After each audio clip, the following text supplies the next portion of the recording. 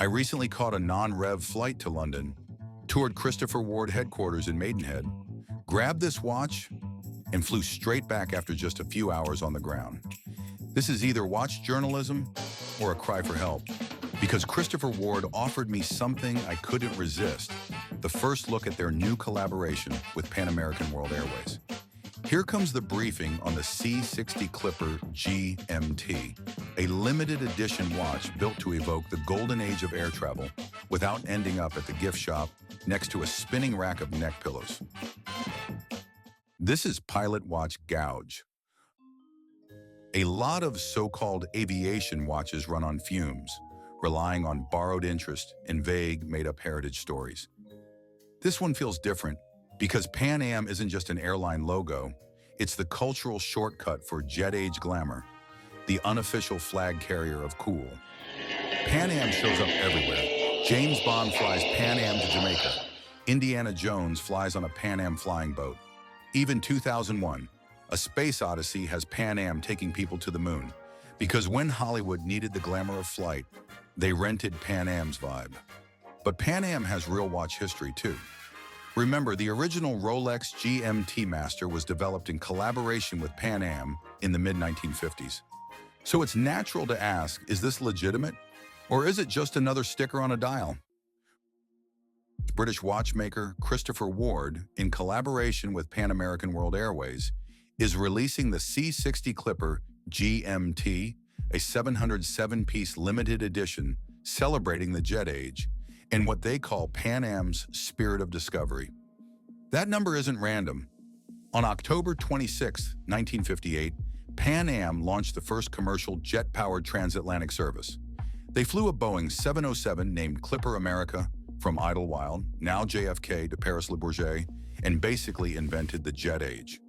So Christopher Ward capped production at 707 pieces, and they even colored the 26 on the date wheel in Pan Am Blue as a nod to that historic date.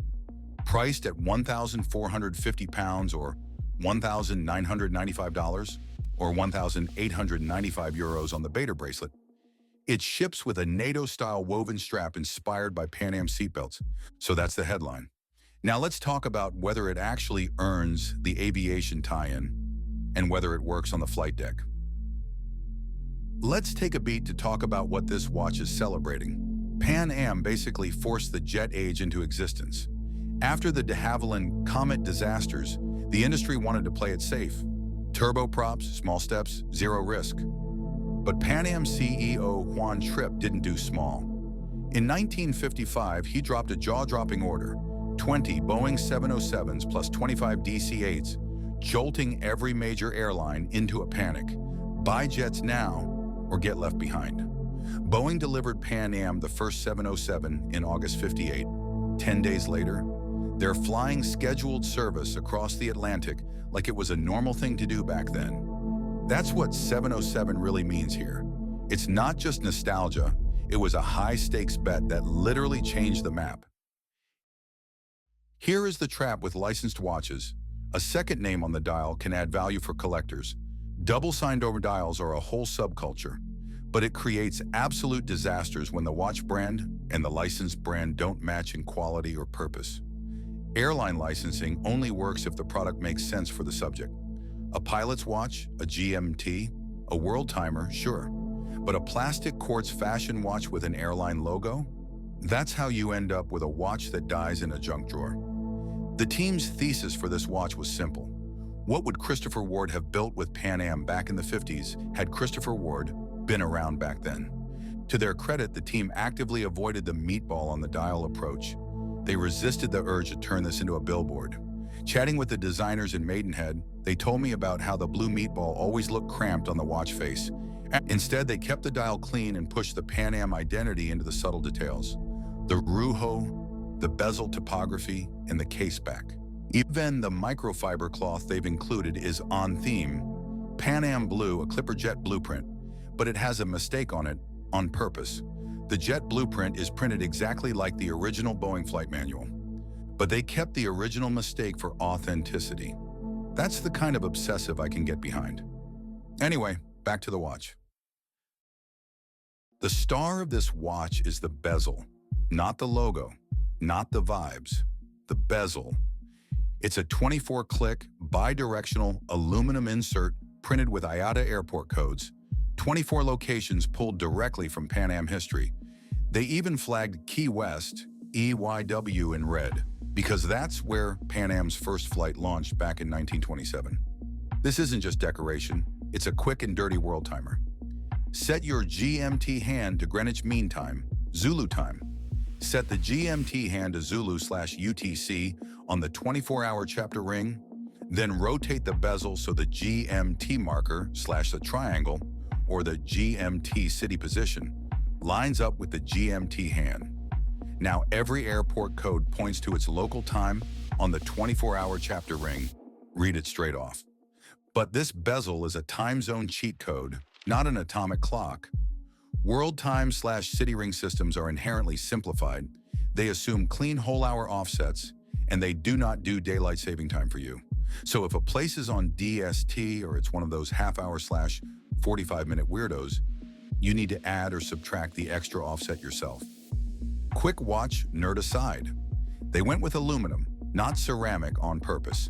Ceramic would look too glossy, too 2026 luxury. Aluminum is period correct. It feels like a tool from the 50s. And if you think those glamorous Pan Am launches were always smooth, think again. Their much ballyhooed first revenue flight of the 747 in 1970 had to return to the gate after an engine overheated, and they had to swap planes before continuing on. Pan Am pioneered the future, but there were bumps. The watch I'm wearing is a prototype, and it has an unintended Easter egg. They got Zurich wrong. Right here, it says ZHR, the actual code, ZRH. So in Maidenhead, I asked the designers, how does Zurich, the most obvious, safest, most Switzerland-coded pick imaginable, get fumbled? And the answer was brutally human. They spent so much time obsessing over the weird heritage picks, like Key West, Rio, and the Midway Atoll, based on deep-cut Pan Am lore, that Zurich felt like a gimme, and they still managed to muck it up. They confirmed production bezels will be corrected. All right, before the comments section starts a small war, let's clear this up. Inside is the Sellita SW330-2 Swiss movement, 56-hour power reserve, rated at plus or minus 20 seconds per day. Though this watch has been losing less than 5 seconds a day for me, and yes, this is a caller GMT, not a traveler or flyer GMT. If you are currently typing unusable in all caps into the comment box, I urge you to please hydrate, go outside, and stop letting movement architecture determine your personality. Here's the reality. A caller Greenwich Mean Time still does what most people actually need a Greenwich Mean Time to do. Keep Zulu on the Greenwich Mean Time hand, then use the 24-hour bezel to do the time zone math. Like I said, the bezel is doing the heavy lifting anyway. Christopher Ward's reasoning is straightforward. Swiss-made traveler GMT movements cost more and are impossible to source at this price point. The goal was to deliver the Pan Am World Timer concept without turning it into a $4,000 trophy. So no, this isn't a failure, it's a choice. I'm more frustrated with the Swiss for gatekeeping on traveler GMTs, but that's another episode. If you're a pilot constantly crossing time zones and you want the convenience of an independently jumping local hour hand, a traveler GMT is objectively better. Fair.